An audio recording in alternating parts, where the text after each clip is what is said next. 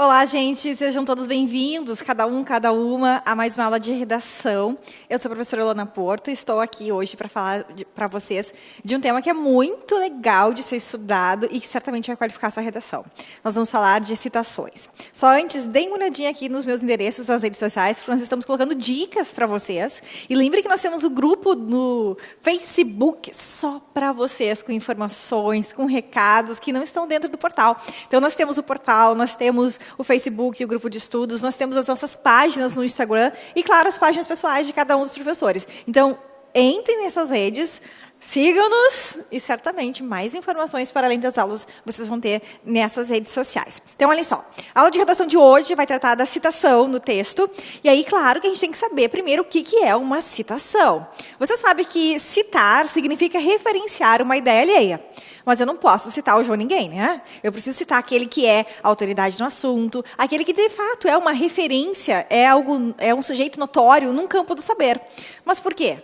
Porque a redação do Enem quer que eu demonstre conhecimento, que eu faça uma relação entre saberes e quer, sobretudo, que eu demonstre um bom repertório socioprodutivo.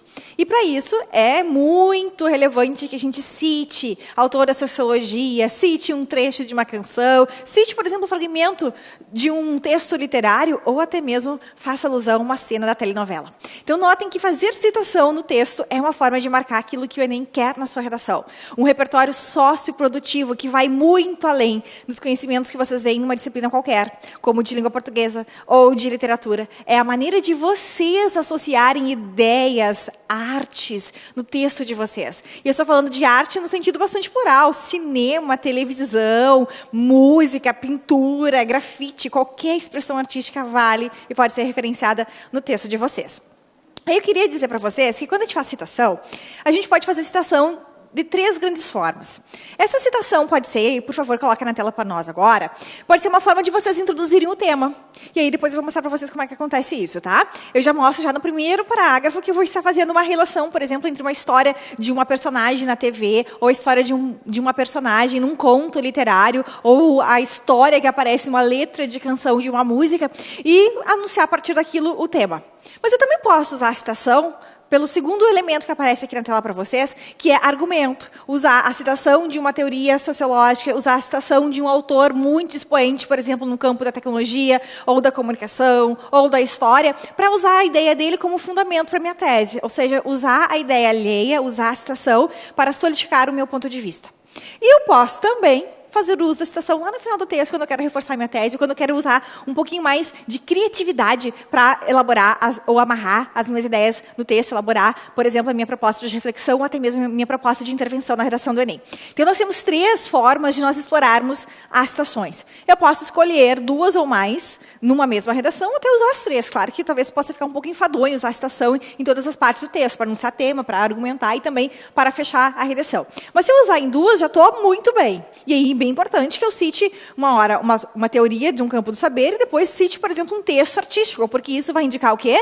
Repertório elástico, repertório bastante variado, que é o que o Enem quer de vocês. Aí, o que eu quero que vocês gravem? Essas informações que aparecem na tela agora. O que diz cada um desses quadrinhos? Primeiro, que nós temos que fazer uso da citação, por exemplo, para introduzir um tema. Neste caso, a ideia alheia vai ser referenciada para a gente estabelecer uma relação entre o que o fragmento de um autor ou de uma obra artística, música, ou a letra de música, pode ser, ou fragmento de um texto literário, ou uma cena de uma novela, ou de um filme do nosso grande cinema brasileiro estrangeiro, para fazer uma introdução, uma contextualização um pouco mais criativa do tema. Nesse caso, o que vocês têm que cuidar? Que vocês precisam fazer esse encaixe. Eu tenho que visualizar no texto, como leitora, que existe de fato uma relação entre aquilo que a cena do texto literário, ou que a ideia do autor da teoria X, Y, Z está dizendo, e aquilo que eu estou propondo para encaixar, para fazer o link com o tema do texto. Eu posso também, aí observe o segundo quadrinho verdinho ali, que a citação pode ser uma ponte para eu justificar, para eu fundamentar meu ponto de vista. Aqui, claro, a presença da minha voz tem que ser mais forte, porque a ideia alheia vai fundamentar aquilo que eu quero dizer. Então, tem que haver um casamento perfeito entre aquilo que eu defendo e uma ideia que me ajude a tornar mais sólida a minha ideia. E essa ideia é do outro. Essa ideia, normalmente, é a ideia de de um estudioso da área da psicologia, da psiquiatria, da cultura, do cinema, da violência, da sociologia, da filosofia. Então, a citação como argumento ela é um pouco mais difícil de ser construída porque ela requer que eu encontre uma teoria que case, que converse com aquela minha tese. Porque citação como argumento significa dizer que eu vou ter que, de fato, mostrar que a fala do outro contribui para a defesa da minha fala, da minha tese. E no finalzinho, próximo quadrinho azul, fechamento do texto, eu posso usar uma frase de efeito extraída de uma letra de canção, de um trecho, de um romance, de um trecho de um filme, para amarrar uma reflexão, ou para justificar a proposta de intervenção, ou simplesmente para resumir o conteúdo que eu desenvolvi ao longo da minha redação, ou para reforçar simplesmente a minha tese. Aí eu quero mostrar para vocês como é que a gente pode fazer isso. Mas antes, olhem aqui. Toda vez que a gente faz citação no texto, a gente tem que demonstrar criatividade, porque eu tenho que mostrar que realmente eu consigo estabelecer eixos, que eu consigo estabelecer ligações, conexões entre um excerto alheio e a minha ideia. Aí, muito importante, que essa criatividade seja acompanhada de raciocínio lógico, porque eu tenho que fazer, de fato, encaixar aos olhos do leitor que aquele fragmento alheio cabe para o meu texto e cabe para a reflexão que eu estou construindo. Essa relação entre tema e texto artístico ou texto teórico, ela precisa ser fundamentada com algumas palavrinhas mágicas que eu vou marcar para vocês daqui a pouquinho. E, claro, eu não posso fazer a ideia de que o meu, ou partir do pressuposto de que o leitor do meu texto, aquele que vai corrigir a sua redação na prova do Enem, do vestibular, tem bola de cristal e vai adivinhar qual é a relação entre a citação da frase da Malala, no livro da Malala, e o que eu quero dizer sobre educação no Brasil. E eu tenho que mostrar essas relações, por isso a clareza no meu texto ela é fundamental, ela é uma regra de ouro.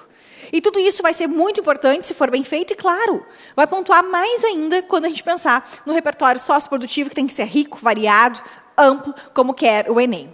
Aí eu trouxe aqui um exemplo de texto sobre um tema que foi apontado em 2018 como um dos temas mais importantes para a redação e não ficou tão explícito assim, embora ficou próximo, porque tratou também de redes sociais. Estou falando aqui do tema discurso de ódio nas redes sociais, uma vez que nós tivemos, especialmente a partir das eleições americanas, as últimas eleições presidenciais americanas, uma propagação de fake news, de discursos de ódio contra candidatos A ou B, e isso, de certa forma, ampliou o poder das redes sociais na disseminação de ideias ofensivas, desrespeitosas e também de crimes cometidos via internet. Aí lembre que nós temos aqui um dispositivo legal super importante da Constituição Brasileira, artigo número 5, artigo 5º da Constituição, que diz que todos temos liberdade de expressão. No entanto, a liberdade de expressão não pode servir para que nós desrespeitemos o outro. Um direito não pode ser superior ao outro. Então, se eu tenho como dever respeitar a todos, eu não posso, pela regra da liberdade de expressão, disseminar discursos de ódio, discursos preconceituosos ou discursos que incitem alguma prática de violência ou de discriminação de ordem social. Então, pensando nisso, existe uma teoria bem importante, que é a da teoria da comunicação.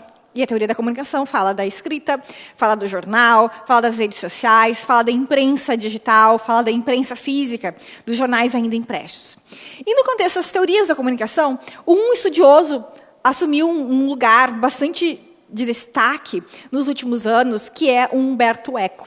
Porque ele produziu uma frase que ecoou em vários jornais do mundo, e que diz mais ou menos assim, que as redes sociais permitiram que vários idiotas começassem a aparecer, porque antes os idiotas só falavam em conversas de bar, não atingiam a coletividade, não expressavam suas barbáries ou suas ideias infantis, ingênuas, para grandes públicos. E as redes sociais permitiram, segundo Humberto Eco, que uma imensa quantidade de idiotas passasse a ter palavra, passasse a ter voz, pela dimensão ampla que um clique de uma postagem que cada um de nós faz pode acometer.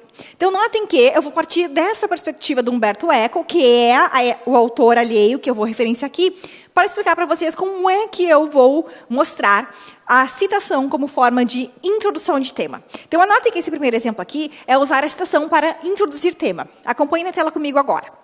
Segundo o escritor e filósofo italiano Umberto Eco, as redes sociais dão direito à palavra a uma legião de imbecis que antes falavam apenas em um bar e depois de uma taça de vinho, sem prejudicar a coletividade. Notem que essas expressões, entre aspas, são do autor. Infere-se do excerto que a manifestação verbal nas redes é desprovida de lógica, respeito e sapiência, o que é perfeitamente compreendido quando se considera a disseminação de ódio em textos publicados nesses espaços cibernéticos. Logo, é fundamental punir aqueles que espalham ódio e ideias bárbaras sobre a humanidade nas redes, sob pena de tais discursos se alastrarem e impulsionarem violência, discriminação e opressão sobre determinados grupos sociais. Então, notem que eu vou marcar aqui com vocês que existem algumas regras básicas para a gente introduzir uma ideia alheia no nosso texto. Primeiro, segundo, é sempre uma expressão, assim como conforme, assim como de acordo com, uma expressão que vai indicar claramente, linguisticamente, que eu vou estar reproduzindo uma ideia alheia. Aí, se eu reproduzo uma ideia alheia, eu tenho que dizer quem é a criatura. Então, segundo o escritor e filósofo italiano Umberto Eco. Eu não poderia simplesmente dizer segundo Umberto Eco, porque talvez isso não fizesse sentido para alguns leitores. Nem todo mundo é obrigado a saber quem é Umberto Eco. E eu tenho que ter clareza para dizer que eu estou citando, de fato, alguém que é notório no saber. Ele é um escritor e filósofo. Então, isso já dá uma legitimidade, um caráter de autoridade para as suas ideias. Então, isso fortalece o meu texto. Então, nós vamos gravar que, toda vez que a gente faz a citação de uma ideia alheia, a gente tem que usar conectores para indicação de ideias e a gente tem que indicar uma pequena biografia, uma pequena bio de quem é esse sujeito que eu estou fazendo citação aqui, a cujas ideias eu estou referenciando. Então, olhem só. Eu uso a primeira frase para dizer o que ele pensa, e aí eu vou usar a segunda frase para fazer a relação entre aquilo que o autor que eu escolhi está dizendo e aquilo que eu vou aproveitar da fala dele. Então, depois que eu uso a reprodução da ideia alheia, eu faço a conexão.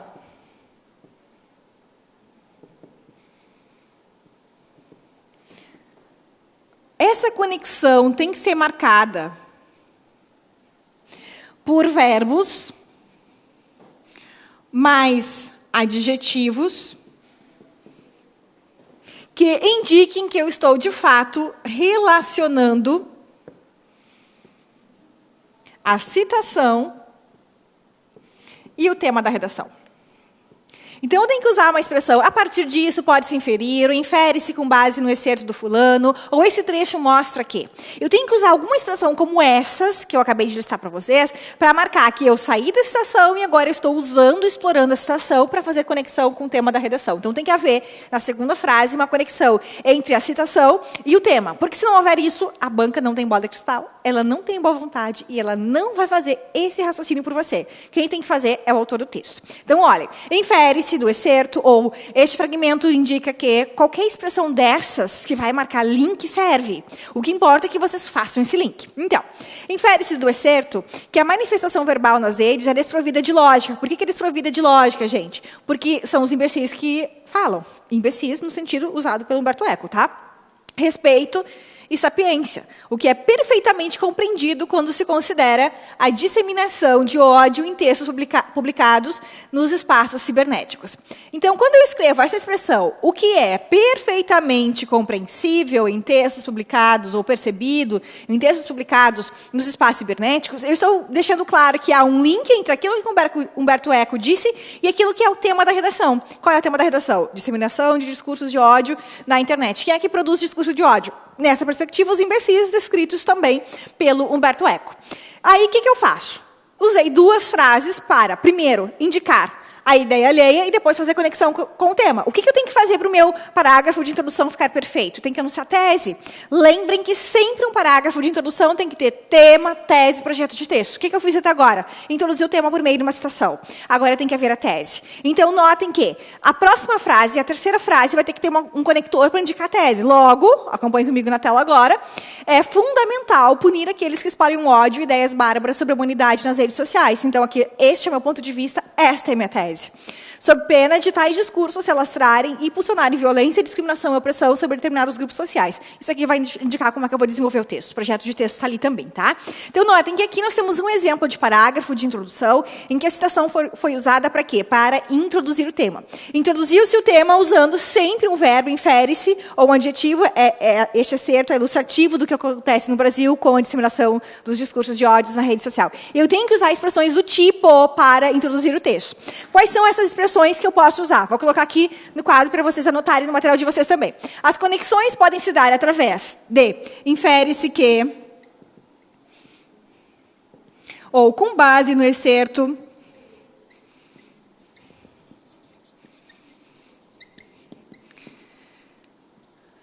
é possível afirmar que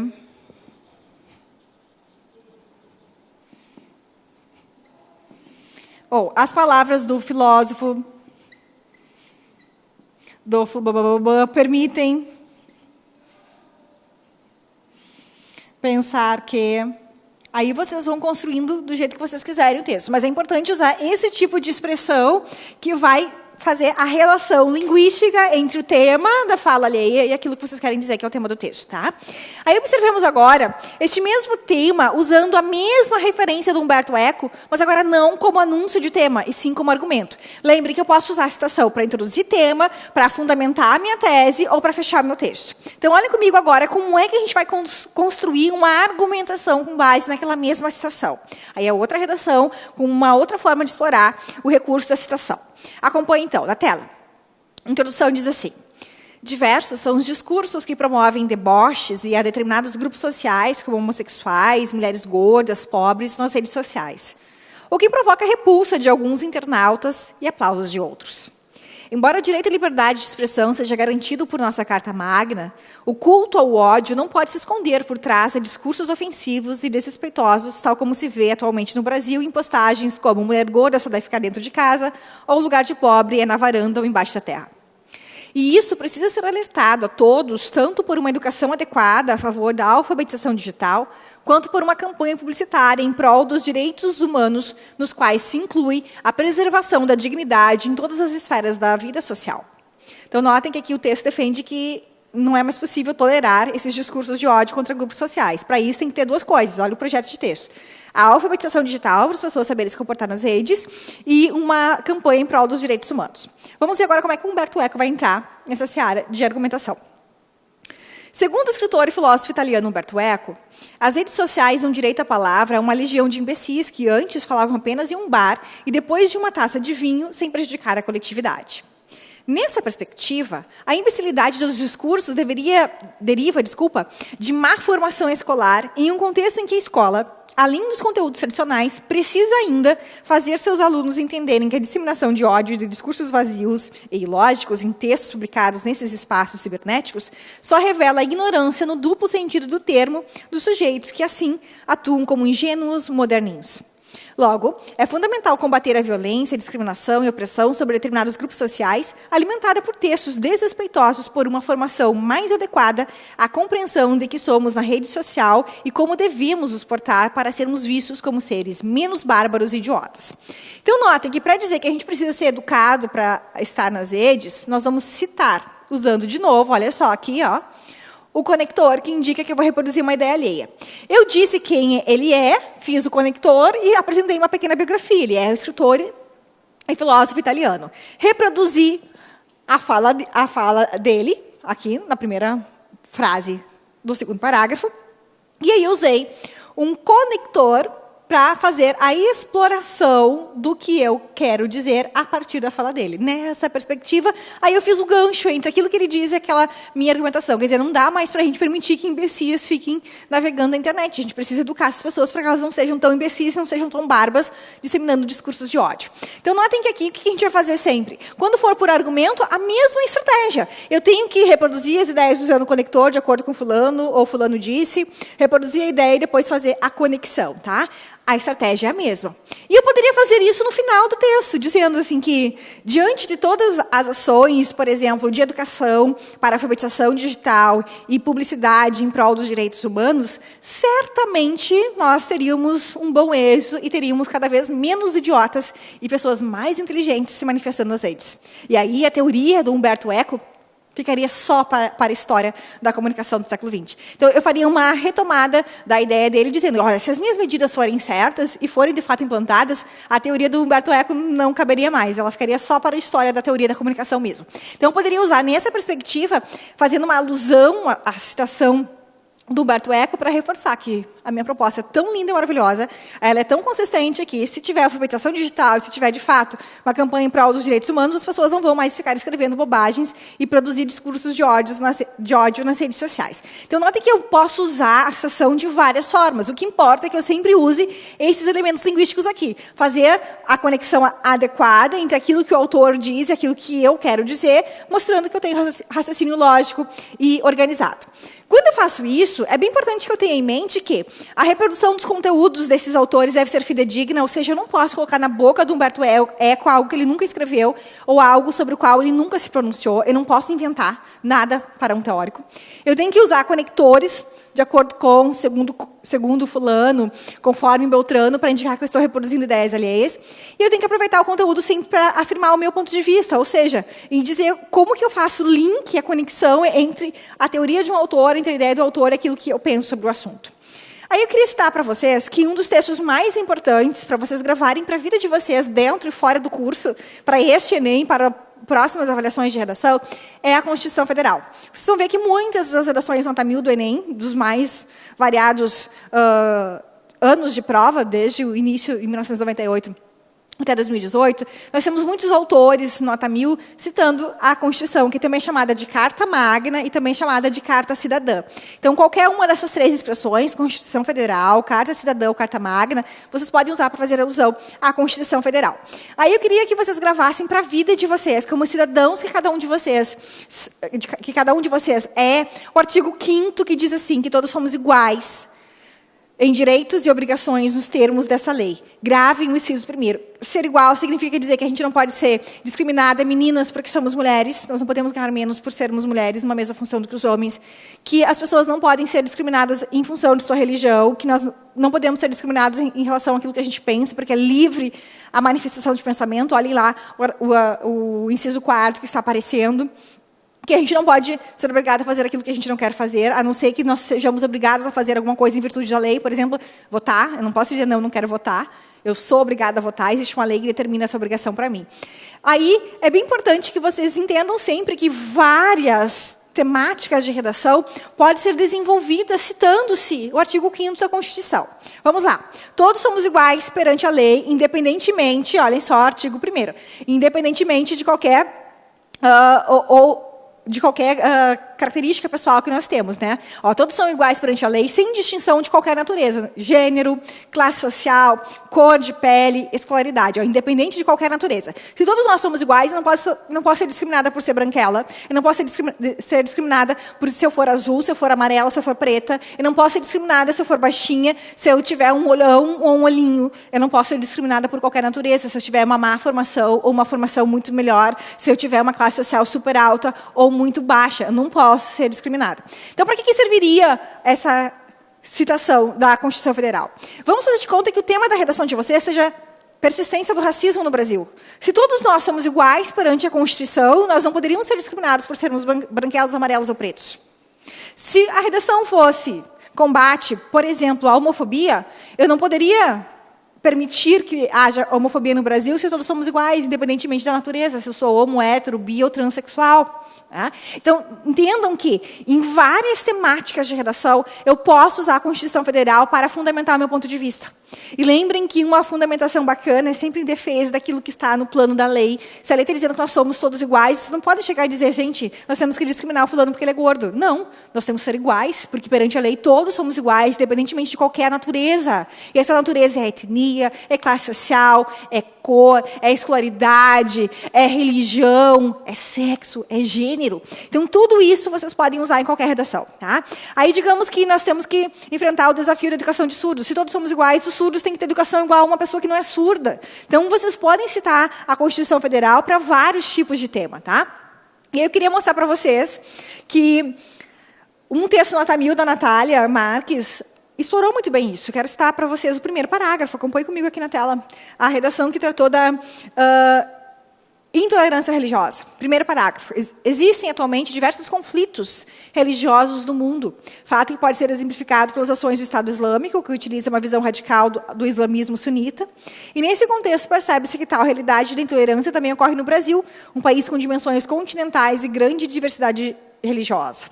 Assim, tornam-se progressivamente mais comuns episódios de violência motivados pela religião, o que é contraditório, olha aqui a tese, visto que o Brasil é laico e a Constituição de 88 garante a liberdade de crença das diferentes manifestações culturais. Então, note que aqui ela já está começando a usar a opinião dela, dizer que o Brasil é um país contraditório, porque a lei diz que todos somos livres para nós escolhermos a religião, no entanto, nós temos intolerância religiosa vivenciada aqui. Então, ela já fez citação à Constituição Federal para dizer que nós somos um país contraditório. Então, estou usando aqui um documento legal, fazendo uma citação para anunciar a minha tese. Tá? E aí, quando ela faz a referência à Constituição Federal, é um argumento por citação? Não é. É a primeira forma, usar a citação para construir uma abordagem do tema, para introduzir o tema. E eu posso muito bem fazer isso. Nem sempre, pessoal, a citação vai servir para eu fundamentar o ponto de vista. Muitas vezes, a citação vai servir para eu introduzir o tema, que foi o que ela fez no primeiro parágrafo que eu acabei de mostrar para vocês. Então, lembre, gente, artigo 5º da Constituição, todos nós somos iguais, independentemente de qualquer natureza, sem distinção de qualquer natureza, tá? Isso vale para brasileiros e para estrangeiros que são naturalizados ou residentes aqui no país, tá? Ou seja, estão em situação de ilegalidade. E isso vai dizer que nós não podemos ter inviolada a nossa vida, nossa liberdade, igualdade, segurança e propriedade. Ah, lembrem disso para pensar nas redações. Aí, se vocês tiverem que escrever, por exemplo, sobre o sistema carcerário brasileiro, como é que nós poderíamos usar a Constituição Federal? Olha aqui um exemplo. A população carcerária brasileira é uma das maiores do mundo e vem aumentando, especialmente em relação a mulheres, segundo dados do Conselho Nacional da Justiça, e isso tem provocado a superlotação nos espaços prisionais. Nestes, são comuns afrontas à dignidade da pessoa humana, manifestadas pela prática de agressão de agentes penitenciários e falta de estrutura mínima para garantir a proteção dos apenados. Tal situação aponta para o esfacelamento do Estado como instituição capaz de garantir direitos fundamentais, como a segurança. Notem que quem diz que nós temos a segurança como um direito é a Constituição, no seu artigo 5º, que vai dizer que nós não podemos ter a nossa segurança aqui transgredida. Sob esse viés, cabe destacar que a própria regulamentação da vida social no Brasil garante a todos segurança e condena práticas de violência. Nesse sentido, e agora vem a citação como argumento, a Constituição Federal de 88, em seu artigo 5º, determina que ninguém será submetido a tortura nem a tratamento desumano degradante. Tal prerrogativa, contudo, não tem sido considerada no sistema prisional brasileiro, onde grande parte dos encarcerados apanha de agentes, sofre agressão de companheiros de cela e tem sua subjetividade abalada pela forma de tratamento recebida. Dessa forma, fica nítida a violação de um direito e a apatia do Estado em fazer cumprir a sua própria lei. E o resultado disso é a crescente desumanização que atinge o cenário prisional do Brasil, ou do país. Então, note que aqui a Constituição foi usada para fundamentar que nós não asseguramos os direitos fundamentais do sistema carcerário. Porque se nós temos que a segurança é um direito de todos nós e que nós não podemos ser submetidos à tortura, e se nós vemos que dentro do sistema carcerário isso acontece, eu tenho um claro exemplo de que a nossa lei não é respeitada. Como é que eu provei isso? Mostrando que o artigo 5º da Constituição não é assegurado quando se pensa o sistema carcerário brasileiro. Aí vamos pensar se nós tivéssemos que escrever sobre a discriminação sofrida pela população LGBTI. Lembre que agora esse I+, é do intersexo, né? Então, olhem só como é que nós vamos usar a Constituição agora. Lembre do artigo 5º, sobre o qual já falamos. O Brasil lidera mundialmente o ranking de violência contra a população LGBTI+, segundo agências internacionais de direitos humanos. E esse dado é ilustrativo de uma constatação. O país é palco para a propagação da LGBTfobia, termo criado para fazer referência a ações de discriminação contra a comunidade que não segue o padrão de comportamento heterossexual. Contudo, esse cenário de violência precisa ser urgentemente alterado para que todos possam viver de forma harmônica em sociedade. E um passo para isso é fazer o que determina a Constituição brasileira. O que determina? Artigo 5º, vamos lá. De acordo com a Carta Magna, em seu artigo 5º, todos são iguais perante a lei. Então, não há razão para haver manifestação de ódio ou de violência contra nenhum grupo, seja ele de cor não dominante ou sexualidade dita desviante para aqueles mais conservadores. Isso porque o documento que norteia a vida social do maior país da América Latina assegura que os direitos são igualitários para todos, o que garante aos sujeitos LGBTI+, poderem viver sem repressão por sua orientação sexual e expressar sua identidade. Logo, é imperativo que haja esforço do judiciário, assim como dos órgãos de polícia, para coibir a desobediência à lei e favorecer o respeito a todos que não seguem a heteronormatividade. Então, aqui, de novo, gente, a Constituição foi usada para quê? Para fundamentar que, se todos nós somos iguais, as pessoas do grupo LGBTI+, não podem ser discriminadas. Constituição, artigo 5º, de novo, tá? Então, cuidem, que toda vez que a gente faz alusão a um documento como a nossa Carta Magna, a gente pode fazer ou para introduzir o tema ou para fundamentar uma tese. Claro que, pela riqueza que esse artigo 5º apresenta em termos de direito, é bem mais interessante que a gente use a Constituição como fundamento de argumento, e não como introdução de tema. Mas vocês são livres para fazer uso da Constituição da maneira que for melhor, ou que for mais agradável, ou que for mais tranquila para vocês no dia da prova de redação. E aqui eu trago para vocês uma citação agora do campo das artes, né? Eu trago aqui uma imagem, por favor, coloca na tela para mim, de um livro bastante recente, de 2016, que é O Tribunal da Quinta-feira, um livro bastante premiado, do Michel Laube. Ele é a terceira narrativa de uma trilogia que trata das questões de violência e identidade no Brasil contemporâneo. E esse livro, ele faz parte da literatura contemporânea brasileira, portanto, né, de 2016. Ele trata da história da vida privada ser tornada pública, né? Nós estamos assistindo, no campo das celebridades brasileiras, uma certa ausência de campos nítidos entre aquilo que vale para ser tornado público e aquilo que deveria ficar guardado só na esfera privada.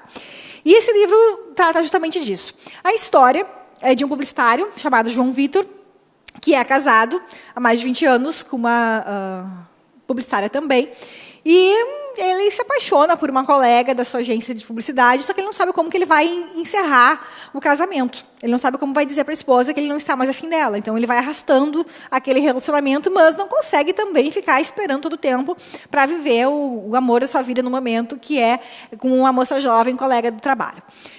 Então, ele resolve um dia, depois de muito angustiado, contar para a esposa, a Teca, que ele está afim de uma outra mulher, e aí eles terminam o casamento. Ele vai embora, numa boa, só que ele esquece, ao sair de casa, a senha de seus e-mails e cartões de crédito, e ela usa, a esposa, essa senha e acessa os seus e-mails. E, ao acessar os e-mails do ex-marido, ela descobre que ele tinha conversas com um amigo dele, amigo antigo, que era conhecido dela também. E, nessas conversas, ela entende que os dois são portadores do vírus HIV, e eles passam, de propósito, a ter relações com outras pessoas, sem proteção, ou seja, sem camisinha, para contaminar todas as pessoas com quem eles mantêm relação sexual. E ela se sente profundamente traída, porque ela, obviamente casada com o marido, transava com ele, e poderia ser uma próxima vítima do HIV. Aí, enfurecida, sem falar com o ex-marido, ela resolve publicar nas redes sociais trechos das conversas do então ex-marido com o seu amigo. E nessas conversas, nos recortes que ela faz, fica bem claro que ele e o amigo faziam de propósito a contaminação do HIV. O que acontece é que esse ex-marido, José Vitor, ele é linchado publicamente e a sua história de vida pessoal passa a ser pública. E aí ele vai ser julgado por esse crime que ele cometeu ou não cometeu. Este é o Tribunal da Quinta-feira. Vocês precisam ler a história até o final, eu não vou dar o resultado desse julgamento, já dei um spoiler aqui. Leiam um livro e mostrem em que medida uma história pode começar, por exemplo, uma redação, caso o tema seja vida pública e vida privada. Se vocês tiverem que escrever sobre isso, pensem nesse livro e deem uma olhada nessa narrativa, que ela é maravilhosa. E notem que, às vezes, a gente pode fazer julgamentos muito apressados ou até ter um pouco de razão. Mas será que tudo isso que a gente pensa e que a gente vive no plano da vida privada pode ser colocado nas redes? O Tribunal da Quinta-feira faz este convite à reflexão, e eu faço para vocês, estendendo a uma temática possível, que é os limites entre o público e o privado na vida social brasileira. Aí eu quero só mostrar para vocês que eu poderia começar uma redação dizendo assim: a história do personagem José Vitor, que eu acabei de contar para vocês, em O Tribunal da Quinta-feira, de Michel Laube, na qual a publicação de mensagens privadas sobre sexualidade, homossexualidade e AIDS faça com que o protagonista seja acusado de um crime que não cometeu, contaminar pessoas com o vírus HIV, mostra o quanto é necessário saber separar a vida pública e vida privada. Isso porque nem todas as subjetividades da vida íntima podem ser socializadas, assim como não cabe a uma terceira pessoa expor a vida pessoal de outrem. Sob esse viés, a Carta Magna, aí eu poderia usar o texto literário para introduzir o tema e dizer que, sob esse viés, a Carta Magna, aí observem aqui, o que diz que todos nós temos direito à intimidade. O artigo 10º da Carta Magna diz que são invioláveis a intimidade, a vida privada, a honra e a imagem das pessoas. Então, eu não posso ficar falando da vida alheia nas redes, tá? Fiquem atentos a isso, ainda mais se for um comentário de tom calunioso. Então, notem que eu posso fazer uso de uma referência literária, de uma citação de um livro para introduzir o tema, e usar uma citação também de lei para fundamentar o ponto de vista. Aí eu queria dizer para vocês que existem outros documentos importantíssimos para vocês anotarem. Eu quero citar aqui o Estatuto do Idoso, embora reflexões sobre idosos já caíram como tema de redação do Enem, não quer dizer que não possa aparecer de novo. O ECA, o Estatuto da Criança e do Adolescente, também é um manual importantíssimo para vocês lerem, porque nós estamos assistindo a um aumento de violência contra a criança, contra a adolescente, não só em relação à violência física, mas também violência de ordem sexual. E quando se fala de vida pública, de vida privada, de crimes cometidos pela internet, nós temos que conhecer um pouco do Marco Civil da internet. Então, são 3 outros documentos que eu julgo interessantes de vocês conhecerem, porque eles vão ampliar o repertório socioprodutivo de vocês. Hoje, eu dei ênfase aqui à Carta Magna, falei agora de um livro que eu gostaria que vocês lessem, mas eu cito aqui como referência esses outros 3 documentos que podem ser bastante produtivos para vocês pensarem em temas relacionados a grupos sociais específicos, no caso de crianças e adolescentes e idosos, tá? Aí eu quero mostrar para vocês aqui que essa nossa aula teve como objetivo chamar a atenção de vocês para a importância de vocês fazerem uso de citações. Só que eu não posso fazer citação se eu não tiver conhecimento de ideias, de documentos, de leis, porque o meu texto ficaria vazio ou não seria um texto totalmente fidedigno. Então, para vocês fazerem uso de citações, os textos de vocês, seja uma teoria, um livro literário, uma letra de canção, uma lei, vocês precisam ler e precisam anotar. Então, anotem o artigo 5º da Carta Magna, leiam alguma coisa sobre o ECA, leiam alguma coisa sobre o Estatuto do Idoso, sobre o Marco Civil da Internet, porque são documentos importantíssimos no mundo contemporâneo, pensando nos temas de redação que podem vir para vocês. E aí, lembrem que toda vez que nós fizermos reprodução de uma ideia, conectores, sempre para marcar que eu estou reproduzindo ideia, e a conexão entre aquilo que o autor disse, ou que o livro falou, ou que o pensador escreveu, e aquilo que eu quero dizer. Essas 2 facetas da redação são importantíssimas. Uma frase para cada um, você dá conta. E aí lembrar que eu preciso marcar um repertório socioprodutivo gigante. Então, olhem aqui agora na tela a nossa síntese, que a redação vai querer ideias claras, vai querer argumentação consistente. Isso pode ser feito por meio da citação. E explorar de forma produtiva significa dizer que eu sei fazer conexões. E essas conexões têm que estar claras para marcar o meu ponto de vista no texto. Leiam muito, anotem mais ainda e aproveitem nossa aula para vocês ampliarem o repertório de vocês.